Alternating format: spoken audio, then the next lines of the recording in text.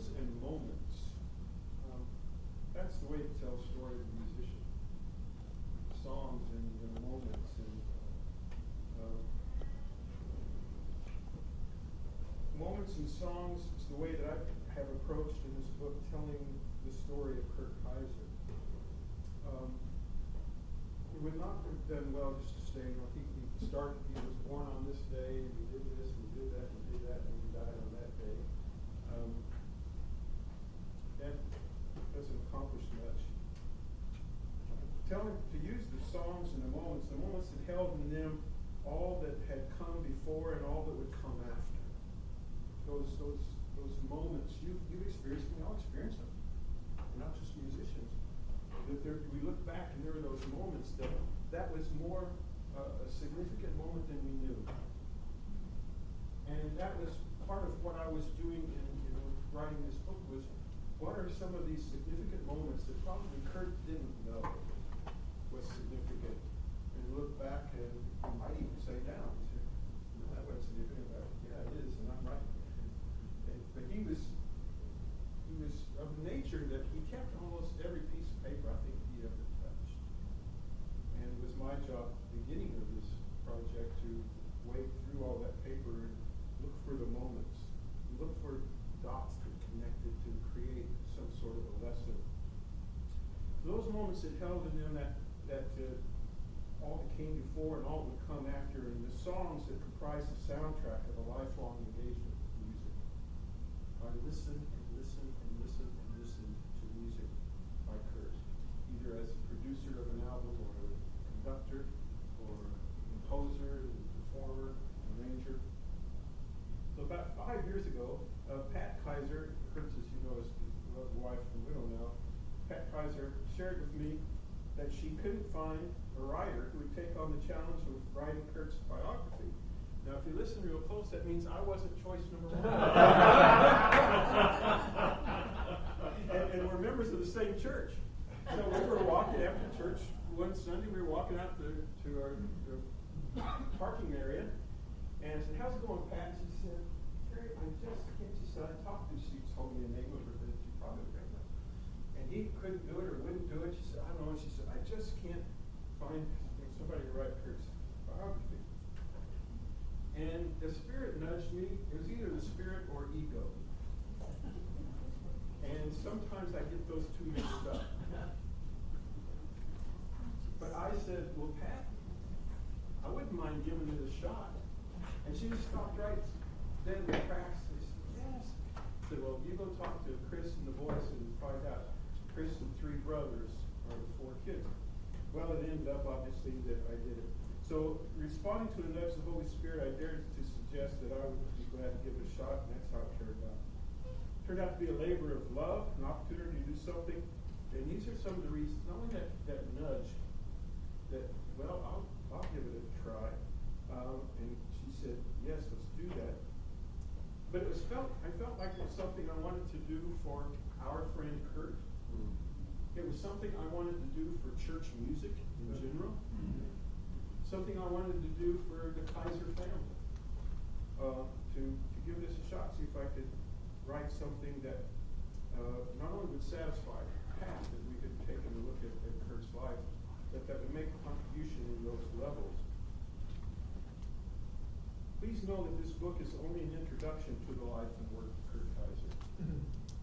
Only an introduction. I think his life and work could easily do 2 of these, probably 3, of the size that it is. There's much more to be said, much more to explore, much more to be examined in detail. That's not an apology, it's actually an invitation to other brighter and younger scholars than me to take this book as a starting point.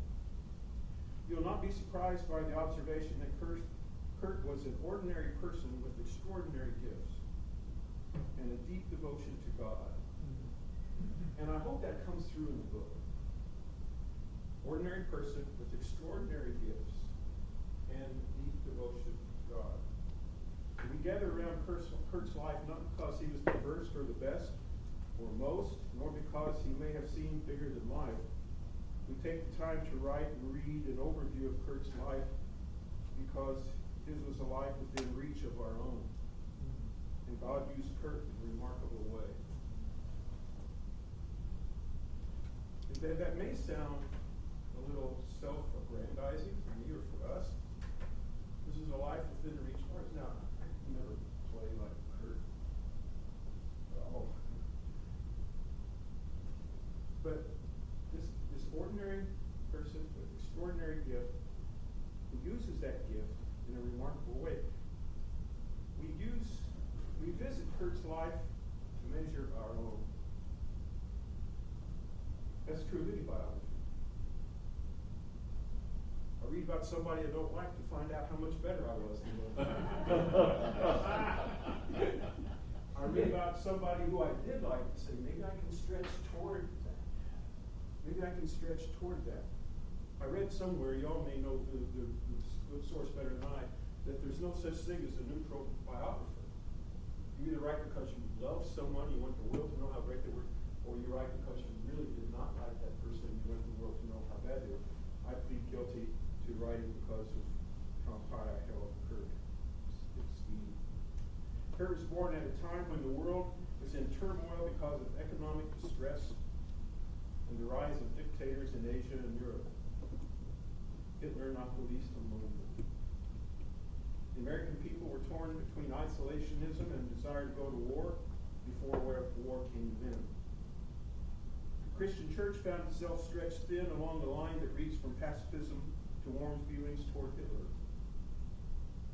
The couple who had become Kurt's parents immigrated from Germany to the U.S. separately, not yet married, but for some similar economic reasons, even though the U.S. was moving toward the Great Depression. One can well imagine that the political environments in Germany and the U.S. also played a part in the decision for about 30 members of that Kaiser family to move to the United States. Otto and Elizabeth Kaiser, Kurt's parents, married here in the U.S., and Kurt was born in 1934 in Chicago. At age 4, Kurt made his way to the family piano and picked out a simple melody that the family knew. And it stunned them. You know, they weren't surprised about a toddler going over the piano and going bling, bling, bling, bling, bling. This toddler went over the piano and played a little tune that they knew. Shocked them. It was a moment that was held and nurtured by the parents until the responsibility for the gift could be handed to Kurt alone. And part of their raising of young Kurt was to get him to the point where he could accept and embrace the gift. And I'm not guessing about that. Kurt died here in Waco in 2018. A moment duly noted on the front page of the Waco Tribune Herald newspaper. Front page. Lead story.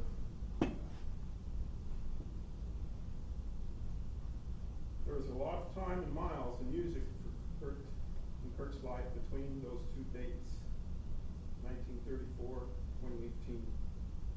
For those who may not know, I can't imagine in this room would be, he was an extraordinary pianist, composer, arranger, orchestrator, record producer, artist and repertoire scout, principally for word music during their glory days here in Waco, 60s, 70s, and 80s. Kurt was with the word from 1959, 1991. And I'm going to point out just a few of the moments that kind of stood out to me as I studied Kurt's life. If you're interested, I'll just do this very quickly because you may not be interested. This is about Kurt's, not about me. But when I agreed to do when I was told how to write the book, put it in the right terminology. Word music had helped Kurt 50-50 as far as paid for it. Put a little bungalow, an office kind of bungalow thing out in the backyard, so that Kurt could work from home. And it was nice. You could live there. It could be a small apartment.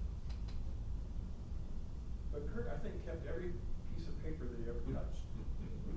Everything was ever sent to him.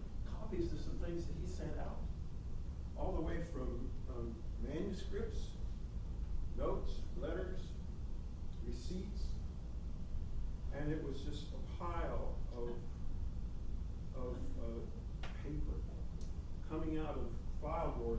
clothes coming out of boxes and on desktop.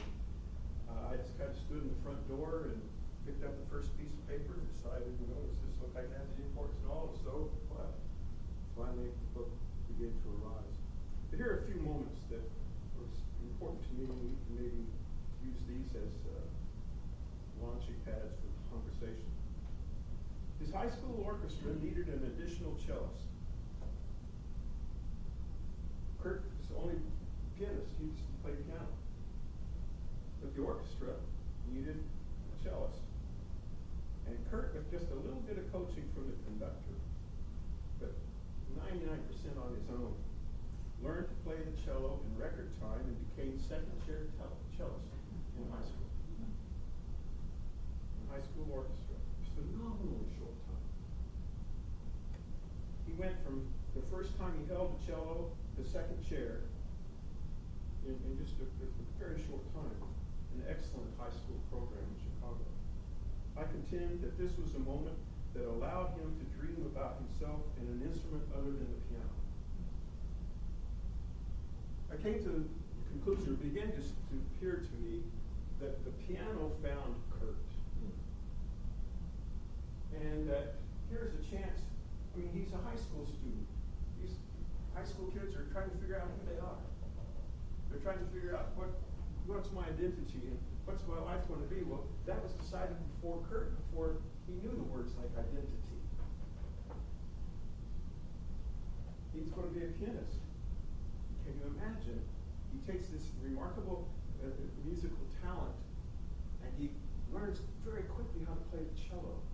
I could imagine him, because of how cello plays, it shows up in his life and his work. Yeah. I can imagine him sitting there playing that cello. What if I was Kurt the cellist instead of Kurt the pianist? What if I took charge of this gift and turned it into being a great cellist? Instead of the gift taking charge of me and turned me into a pianist. So I will, from time to time, I read from the book to kind of refer to the cello being where, or the piano being where Kurt prayed, and the cello is where Kurt dreamed. And if you listen to his orchestrations and to the recordings that he produced and writings he did, there's a remarkable presence of cello. Still as a young man, junior high, senior high time, Kurt was very much involved in the Youth for Christ movement in Chicago. Very much involved. And soon they discovered that this kid could play the piano, and they'd have these big citywide gatherings, 2,000 or 3,000 high school kids, junior high and high school kids, meeting at a big church in Chicago, and singing and having their Youth for Christ gatherings, and Kurt would play the piano. Well, one time, on one occasion, they had him do some solo work, play like a little concert.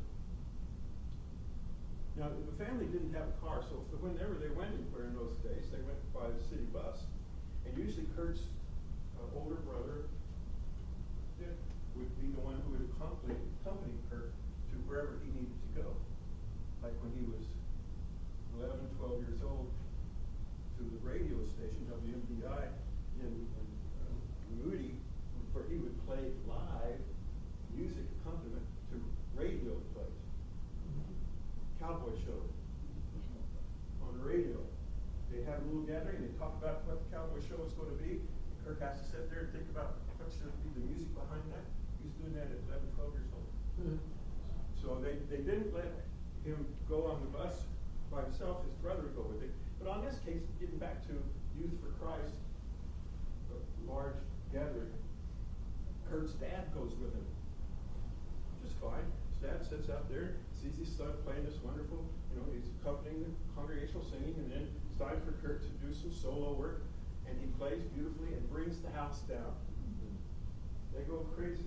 And Kurt is enough of a musician, he knew how to stand and to bow as musicians do, which honors the music and honors the audience. But on the bus ride, and Kurt, by the way, he did that, and the MC for the whole big thing is interviewing Kurt there in front. Kurt's happy as he's a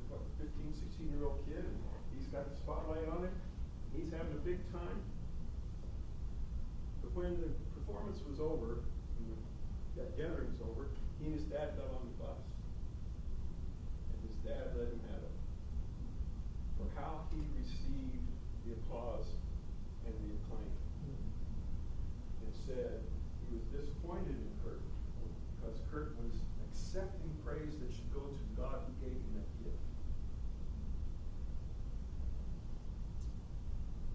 I never heard Kurt mention that. As far as I know, he only talked to his brother about it, and that was on 2 occasions only. His brother told me. Kurt lived with that. So Dick asked me, his brother said, think about when you watch Kurt play piano.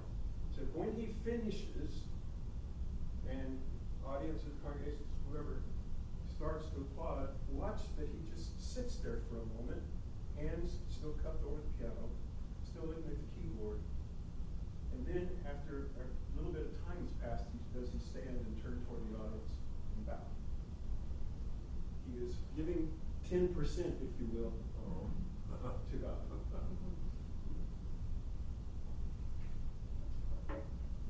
Many years later, Kurt's dad, also a very good musician, had to sing the hymnal for Plymouth Brethren. And they've had only words. Now they want to go from words to music with the words, and they asked Kurt. Kurt's dad, Otto, was the chairman of that committee. So he said, I'll ask my son. He asked Kurt to help them with the music. Most of the songs they were singing, they already knew what tunes went with it. It just wasn't written down. So they wanted Kurt to write it down, put it in a good key for congregational singing, that kind of thing. Kurt did. And in Kurt's office out in the backyard is a book.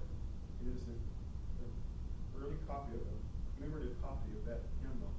And his dad wrote in ink to Mr. Kurt Kaiser, congratulating him on the good work he did for God and for that on that project, and how he had used his gift so properly and admirably. There were times when I was writing this, especially out in Kurt's office, where I would just laugh out loud at something I read. Then there were times when I literally sat there and wept. And that was one of them. Can you imagine this young man whose dad scolded him for how he responded to applause in 16, now saying, you are using your music correctly. The burden of that must have lifted. While on an extended internship, if you take the time to read the book, you'll find out that between Kurt's junior high and senior and senior year in high school, senior year in high school, he went on sort of an internship thing out into Montana. That's where he first met Pat. Just crossed the line over to Wyoming. But in Montana, he went out there, and they liked him so well working in that church, and the church also had a radio ministry, that the pastor, and there was also the speaker of the radio ministry, talked his parents into letting him stay, and he graduated in Chicago, but he stayed and went to school, so that must have been between sophomore and junior year. He did a junior year there. While he was there, in the Sunday school class in Billings, Montana, he remembered one day a very bright young man who was coming from Moody Bible Institute on his way to the West Coast, to Oregon, I believe it was, to see his parents before he went to South America to be a missionary. Kurt remembered that this young man was strong, good looking, but so deeply into God's Word, and that as he participated in conversation and in discussion about in the Sunday school class, he said it was just the questions and the comments that this guy made was so amazing. Got to know him a little bit, but at the end of the Sunday school class, Kurt had things to do with the worship service. This guy stayed for worship service, and he took off. His name was Jim Elliott. Wow. Jim Elliott. And when word came that Jim Elliott had been martyred, I stayed with Kurt the rest of his life. Another moment that I found to be quite interesting for me, one of these kind of liminal moments, I guess you could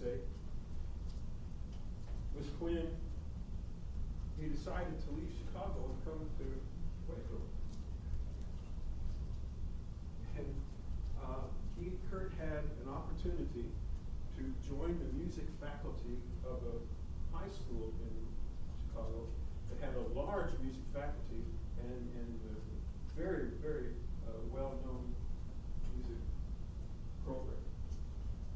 And they wanted him to, when he finished, he did a bachelor's and master's at Northwestern University, and this high school wanted him to come aboard and come and join it. Till a young man from Waco, Baylor graduate, who started a little recording thing called Word, and heard about Kurt from some traveling evangelist who heard about this kid that could play the piano and was traveling with a guy named Bill Carl. So he goes up there, and sure enough, General McCracken passed the vision that caught Kurt's imagination. And instead of being in this prestigious high school program, he loads up, packed two little kids, and they drive from Chicago to Waco.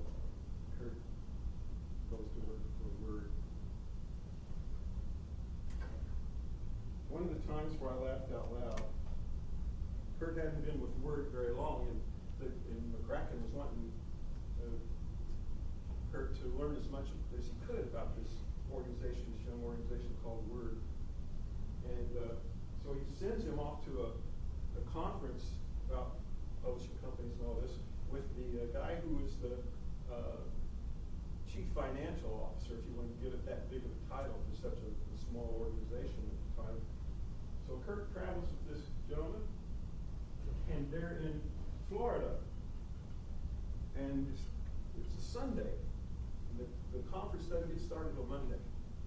So Kurt's rooming with this guy, and they're sitting out on the veranda having a beautiful breakfast on a beautiful beach, a beautiful Sunday. And the gentleman says to Kurt, "Kurt, if you weren't here, where would you be?" And the way he asks the question is assuming I'd be stuck in Chicago. All right? Goodness, I'd be a high school music director or something. Instead, this is the response he got from Kurt. I'd be in Sunday school. Yeah. And that established, I laughed out loud, and that established, I think, the ground that Kurt was going to cultivate for the rest of his career. Kurt, where would you be if you weren't at Word? Where would you be if you weren't being embraced by these musicians in their ministries and starting other musicians in their ministries? Where would you be? You'd probably be in church. You'd be in Sunday school. The inexperienced record producer Kurt faces off with an experienced evangelistic singer named Bill Mann, who refuses to record Blessed Assurance. A Methodist minister of music in Dallas, a guy named Bill Mann, had been making recordings before Kurt came to Word. Just very, not experimental, but very basic. And Bill Mann's signature song that he would sing at the end of his concerts and put on his recording was Blessed Assurance. Well, it's time. McCracken is saying to Kurt, produce this recording. And saying to Bill Mann, this young man's going to produce the recording. And this turned out to be sort of a test for Kurt to see if McCracken wanted him to actually come back to Waco. This all happened in Chicago. Kurt hears Bill Mann. He already knew about Bill Mann singing. He heard about it, and now he's going to do a recording. He's going to produce a recording. Kurt wrote a setting of Blessed Assurance, not an arrangement, a setting, a new setting of Blessed Assurance. Can you imagine a young minister, but just out of, not even out of the master's degree yet, is going to write a new setting of Blessed Assurance. Now, he wasn't writing it for congregational use. He was writing it for this singer. So it comes time for Blessed Assurance, and whoops, young producer Kurt puts the wrong Blessed Assurance out on the table. And Bill Mann, the evangelist, is well known, no, that's not the Blessed Assurance I sing. And Kurt's saying that's the Blessed Assurance that's going on this record.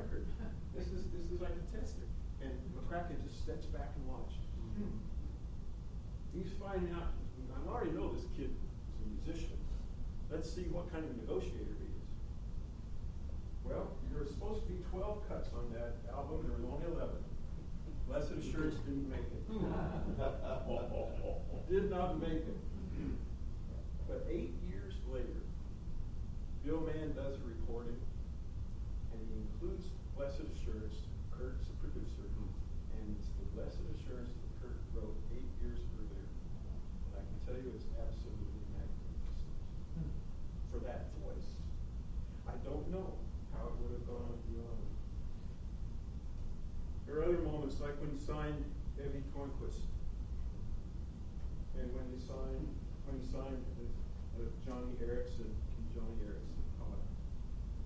Great stories with him.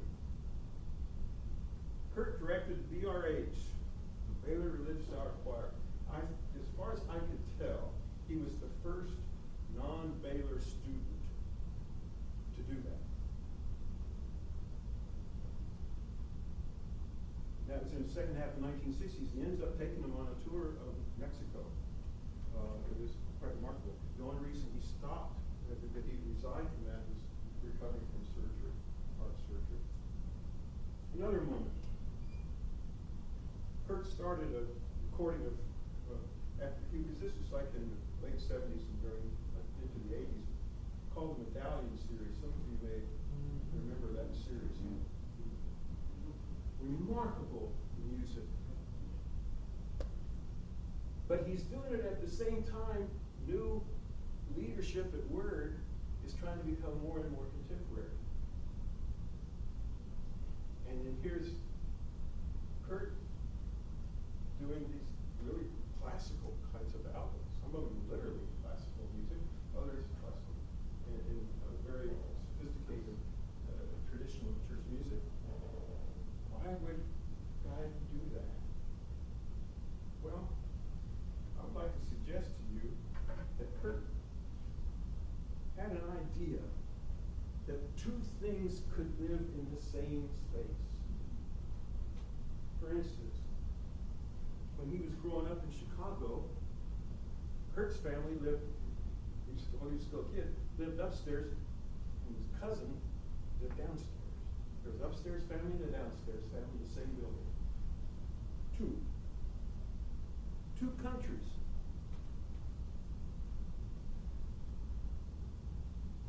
His parents had come from Germany. Now they were in the United States, and they spoke two languages, German and English. And they had two identities, German and American. You can see piano and cello both vying for significant instruments within him. So it's not so hard to think that two styles, contemporary and traditional, could not only come from the same person, him, but could come from the same company. Except when you are young leaders of a company and you want to make a name for yourself in contemporary Christian, you don't want some old man, or he wasn't old, saying, no, we should continue in traditional. Well, for Kurt, he wasn't balking. He was doing two things again.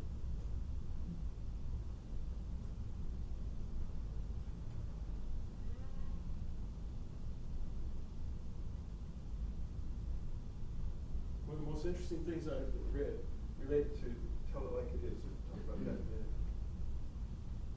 Kurt was happy to do Tell It Like It Is on large stages like Baylor. He certainly did it in NBC, filmed it in NBC in the studio in New York. Large stages in the venue. He did not want Tell It Like It Is to be done in the sanctuary at 7th and James Baptist Church. Tell It Like It Is that changed his life and changed church music in some ways. Certainly changed fortunes of his family, to say the least. He didn't want it done at 7th and James Sanctuary.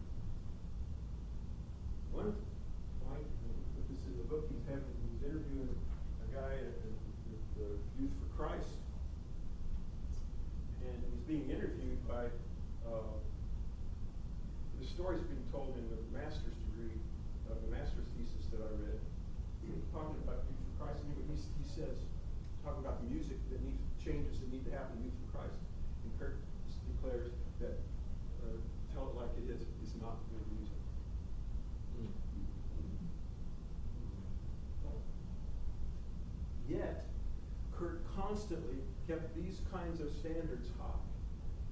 The music that we do must be biblical. It must be connected to the church. It must be done by folks who are trying to live upstanding lives, and has to be excellent music. And there wasn't always just 25%, sometimes, but they were always present. He didn't want it done. There's another, he didn't want it done 7th of James in the sanctuary. Fellowship Hall's okay, not the sanctuary.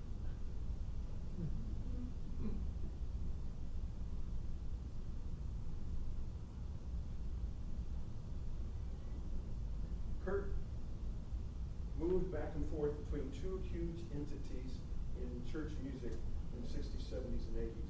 Word music and the church music department of the Baptist Sunday School Board. Now, there were other entities. The Methodists were singing new things, and the Lutherans were singing new things, and other companies, other commercial companies were doing new things. But Kurt was in this battle on Wednesday nights and Sundays and Sunday nights. He was as Baptist as they could be. He was a member of 7th of James, a stone's throw from here. On Monday, Tuesday, Wednesday, Thursday, Friday, during the working hours, he was a competitor of Baptist Sunday School Board. So sometimes he's talking about the church music department of the Sunday School Board as we, or talking about Southern Baptist music as we, and sometimes talking about Southern Baptist music as they. It just goes back and forth. He straddles things. And we'll get into that in a little bit. And then there's this, and Ken, I'm going to ask you to talk about this in a moment. One just kind of a humorous little moment, and another a very poignant moment.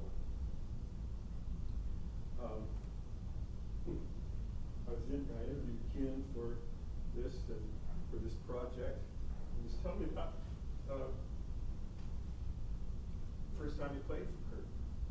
I'll let you tell that story in just a minute, Ken. I won't tell it, let you tell it, because it has a neat little hook on the end between Ken and between Pat Kaiser. I'll tell you about that in a minute. But then there was the poignant moment when Ken was asked to come to Baylor to lead the music and be a performer for a thing called the Oasis Conference. It's the Senior Citizens Conference. Toward the end of Kurt's life, toward the end of his productive playing and performing, and Ken invites Kurt to be a part of this. Ken was in charge, not Kurt.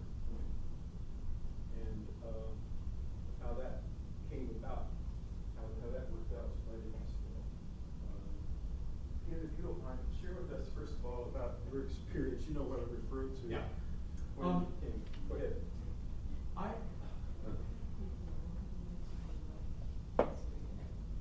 I had not yet started full-time performing. I was working as a music therapist, and I had gotten an invitation by various people hearing me up in New Jersey. One kid whose mother was the executive secretary of the WMU, the Women's Missionary Union, and they were having their big house party down here in 7th and James. And this woman's son said, well, I heard this new singer up in New Jersey, and you really ought to have him come to your party. And she said, well, we're studying missions in the Northeast, so we'll have him come and sing. So I came to sing for this gathering, and there was a young couple there who were singers who were recording artists, Ron and Patricia Owens. They were singing at this gathering. So I did my little shtick, improvising after somebody spoke. And Ron Owens said, we really ought to break you down to word to meet our producer. I think, no, day job, you know, I can't get involved in this mess. He said, well, just come and sing for him. So under some duress, we came to the office at Word, and we came into Kurt's office and we had a little pleasant chat. He asked me about my work, asked me about, you know, where I was going to church, etc., etc. He said, well, why don't you sing something? I had just finished a song called Fork in the Road. And it starts, stop right here, there's a fork in the road. Don't think you want to get lost. One way leads to a potter's field, the other way leads to a cross. And it's about a 7-minute song. And it's a whole, one verse is dedicated to Judas, you poor old fool, you just didn't understand. And then the second verse is all about, you know, Jesus, it's a very hard road to walk. Some people think they follow you with a little more than talk. The whole thing ends with a setting of beneath the cross of Jesus. So I finished. A shelter in the weary of the, a shelter from, whatever the words are. The birds of the day. So I stopped at the piano, and there's silence in the room. And I'm not being able to see what's going on. I'm kind of wondering what exactly is happening. And so I said, well, what did you think? Kurt Kaiser said, shut up, I'm crying. Now let me step into the story. So I'm saying to Pat Kaiser, she comes out to the office back there where I'm working, and I said, oh, I just found this out about Ken, and I told that story, and she said, my Kurt never say shut up. But mine did. So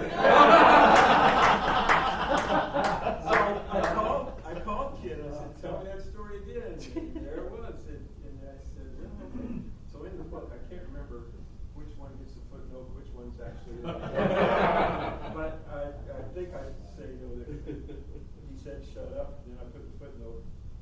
The Pat and Chris, no, he would never do that. Well, I'm convinced he did, not only because Ken said so, but because I found other places where that wasn't the worst word. By the way, the family still doesn't know about those other. One other little story, and I'd like for you to ask questions that maybe I can answer or other. Oh, I also want you to talk about the Oasis conference. Let me talk a little bit, and you come in and correct me. The last event at the conference was it was like a 3-day conference, and Ken had been leading the music, and then he was going to do a concert, and he invited Kurt to come up. And some of the concert goes, and he invites Kurt to come up, and then he invites Kurt to leave, and Ken finishes up with the song America. Anyway, I hear America. Hello, I see America. I see America, yeah, okay. So when he invites Kurt, here's the strange thing. It's Ken inviting Kurt, not the other way around. They come up and they do their shtick. You can talk about the German accents and forehand piano and move and all of this, and they're trying to best each other. Take the song, put it in the key, and the other one they're doing that. Finally, that's it. And then at the end of that, as I recall, Kid, you stand and sing "Come Let Us Reason," and Kurt accompanies you. Yeah. Kurt accompanies you, and you talk about what Kurt means to you, and then you invite him to leave, and it's Ken that is the last one on the stage, and the picture is so poignant to me. Anything you want to tell us about? We joked a lot about the fact that Kurt and I had this regular ongoing thing. We both are German lovers, and so he would call me on the phone and tell me a joke in a German accent. Yeah, so Ken, Medemann, did you hear the one about the two Germans who were standing on the corner there? And one said to the other, said, yeah, look, I thought about you last night because I was dreaming I was playing baseball with the Yankees. And we would go on and on and on with this German thing, which is so much fun. He loved to joke with me about my songs. He called me up one day and said, Ken! Oh, Ken! I just heard the most wonderful performance of the Brahms Requiem. Oh, my word. It's almost as long as a Minovich.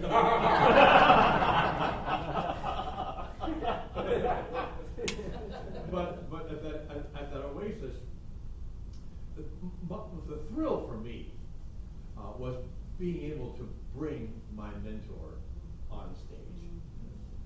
And we did. We had a playoff. It was kind of like one of us would play a hymn and stop in the middle and go, okay, buddy, you top that. And so I'd move on the bench, he'd move on. We did this back and forth with you. And then, Come Let Us Reason was on our very first album. And it was an accident, which is kind of funny because it became one of the more popular songs. But anyway, we had 9 cuts. And Kurt said we have to have 10. I said, Kurt, I only have 9 songs. And he said, find one. Right. Just find one. I said, Kurt,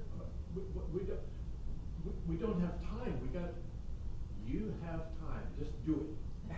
So I had this tune that I didn't know what to do with, and the words Come Let Us Reason just sort of felt like they worked. So I threw it on tape and sent it down to Waco. And Kurt said, well, that's going to be the kicker on the album. I can tell you right now, that's going to be the one. And sure enough, it turned. So it was fun to sing that with him. And then ask him to leave the stage. But to be able to, I mean, you probably know that experience. You have a great teacher, you have a mentor, you have somebody who you look up to, and then you have a chance to serve them in a way. It's really special. Thank you. Okay, look, we have 15 minutes left, and I can go on and on, but my thoughts are already on the papers. That late. Questions that you might have of me or Kurt, or just Ken, or just questions that any of us could answer, but questions from the book or questions from Kurt's life. I have a question about, you mentioned a large number of documents that you had to wait here. What's happened to those? Or They are still, they're sorted out now, and they're much neater than when I first found them. They're sorted by chapter, to be honest with you, and they're in the filing cabinet and a couple of boxes in that same little office bungalow behind the house here in town. any plans for the? Yeah, we're in conversation with, me helping the Kaiser family, in conversation with Baylor Library. Not only those papers, but also LPs and CDs, and a few cassettes. Quick follow-up. Sorry, just for a record, that's also where the Century of the material will be archived within the Baylor Library. Yeah. Speaking of LPs, Ken, People with the Sun was recorded in 75 at 7th and James. 7th and James. Is that right? How did that project come about? Terry, maybe you know, Ken, you do. I don't know. It was a word recording. Yes. Originally, and honestly, my friend, it was definitive. Still remains definitive in my life as a minister musician. It's that important to me. So I'd love to hear that story. Well, okay, the way It was live, wasn't Yeah, it? it was live. Yeah. The way it came to be is that there were several songs that I had done. I had done a couple of albums. We had done what? I guess 2 or 3. Fork on the Road, Sunshiny Day, and Through the Eyes of Love. And then there were several songs which we really didn't quite know what to do with. And some of them were these extended, Bible story things, like the Moses piece and the one about Peter and John at the temple and whatever. And so Kurt said, well, why don't we do a concert? Let's do a live concert, and we'll record it just for kids. And then we'll see what happens. And so Seventh and James had already become very important in my life because I came here to do a lot of things, and Charlie Brown was a good friend, and we were working. So the plans were made to record this concert and just to see, what would happen. So I came and did the concert. I really felt excited about it. I felt excited about the transitions between the songs. I mean, for me, it was a tour de force. I prepared for it. I had worked hard to put it together. I really felt like it came off well, and so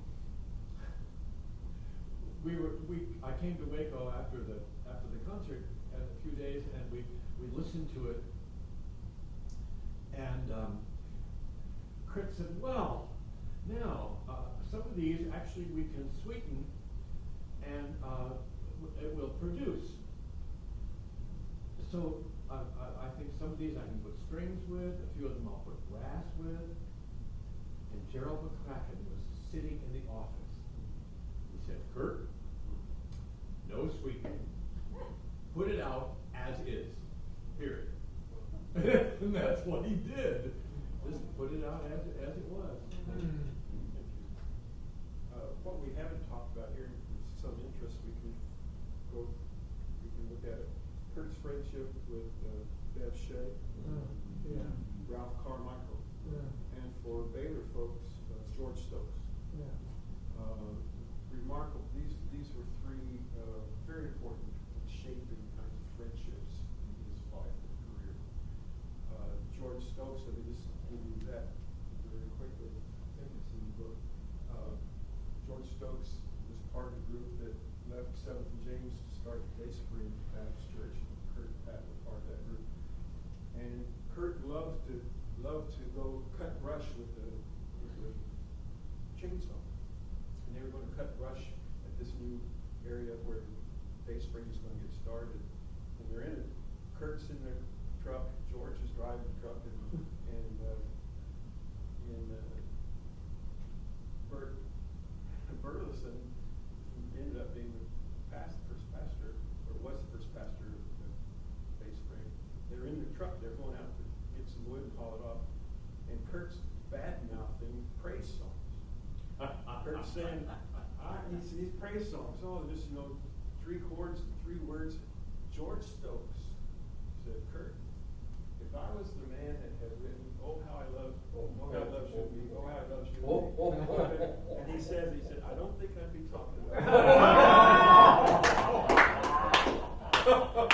And I asked Bert Burleson, said, "What happened after that?" He said, "We started talking about chainsaws."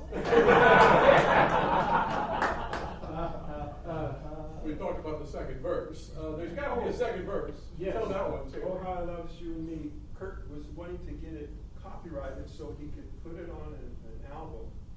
When I mentioned the album in the book, I can't remember what it's from. It was a female souls.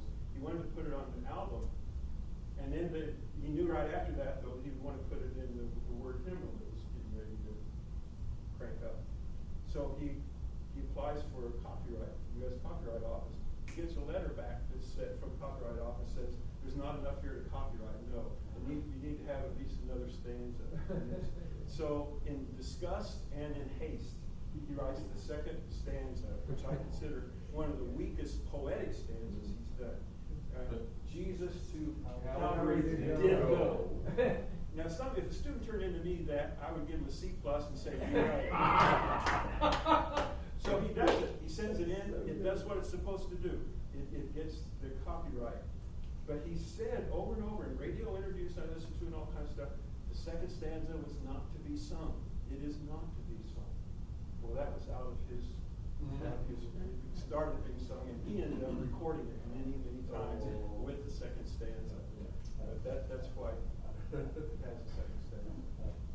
Terry, just anecdotally, I know I speak for Paul and some of us who are just about a generation, behind. Being born in 1960, my father was Joe Carroll, and Kurt played for him often. I experienced him in so many chapters of my life, as a child, as a teenager, as a young college student, as a nursery music. you use the term accessibility. And Ken represents that. We are all so blessed to have been alive on a timeline of faith that's in the greatest of, I think, Southern Baptist performance practice, in expression, in doctrinal centeredness, biblical formation, pastoral relationships, to be able to fall under that at every juncture. And it was such a significant time. I had the privilege as a student here to ride with Kurt from Waco to Dallas to Summit Studios to record all the CMRS on cassettes, all the new anthem literature. We would write, and he would talk about his vision and his dream for what the future should be and those kinds of things. So the accessibility of him and the wisdom regarding all of that, I think I wanted to speak to that because it's just indelible. Right? I also want to say that one of the names you'll run across in the book is Susan Thrift. When Kurt ceased being the pianist, Kathy Johnson became the pianist. When he ceased being the director of our little choir, Susan Thrift became the choir director because he had used Susan as a substitute for him now and then. Like if the women's basketball team was playing, you want to go to that game. So sometimes Susan did a choir member. But this is Susan Thrift right here, and we'll read about him. We have 5 more minutes. We don't have to use it. I have to tell you a funny studio story. It just so happened that I was doing a session in Dallas, and right after our session, Kurt was recording with Dale Evans, and she was recording the song, "Be careful lest you entertain an angel unaware." So they were preparing to do that, and we had, I think our drummer was Bax Diamond, and our bass player, who was a funny guy anyway, he was a contractor, and his name was Ernie Harwell maybe, and so we finished my session, and everybody was kind of hanging around the studio, and Kurt said, "Okay, let's get the Dale Evans piece," and Ernie yelled out, "Okay, guys, get the Angel Underwear song." And Kurt very clearly said, "Ernie, that's not appropriate." Yes, the icon and conscience of contemporary. Yeah. That leads me to a Dale Evans story, and I think this is also in the book. Kurt would bring these stars that he was recording home now and then to meet the family or to have lunch or something to go back. And Pat told me about this, that she decided on this day, this particular day, Kurt was going to be gone, and he had somebody coming in, she didn't know who, and they were going to be busy with the recording session. She decided that day to clean out the oven at home. So she said she had this oven cleanser stuff, and it was turning black and turning her black, and her face and her hair and everything was turning all different smudges and all this stuff. And she heard the front door open, and Kurt hollers, "Baby!" And if you know Kurt and Pat, that in public called baby, honey, dog all the time. "Baby," he said, I've brought somebody home for just a minute. You gotta get something or whatever. Just came from the airport." She said, "Okay." So she crawls out of the oven, and she goes, and there's Dale Evans standing there looking like she just stepped out of a magazine. And Pat said, "She just stepped out of a magazine. I just crawled out of the oven." And she later told Kurt, "Don't ever do that. You can bring folks, bring anybody you want to, but give me some notice that that's going to happen today." Especially if it's Dale Evans. So that was, yes, sir. Before we close, how might you disseminate Kurt's vision if he could say, "This is what I see going forward for church music or Christian music recording"? Well, I don't think I have any great discovery to share there. I will say again what I've said in the book. 4 pillars. Is it biblically sound? Yep. Is it musically very best it can be?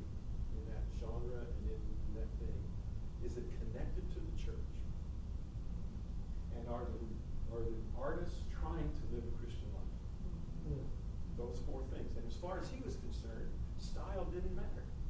If you have those four things, style's going to find a home. Again, that's why he tried dually to bring in new artists and do contemporary things with them, and to keep things like the Medallion series going. It was very classical kind of music, but that was seen, as I said earlier, as slowing down the progress of a company that now decided to go to contemporary Christian music. The fact that he also wanted to do classical music was seen as sort of mild rebellion and dragging his feet. But for Kurt, two things could happen. And I think that's, to answer your question, keep those four pillars and go forward doing whatever the culture says is something we'd like to explore. See if the new thing that the culture wants to explore can sit on those four pillars. Yeah. If it can, do it. If it can't sit on those four pillars, don't do it in a company that claims to be a Christian music company. Book signing, Terry, tell us tomorrow?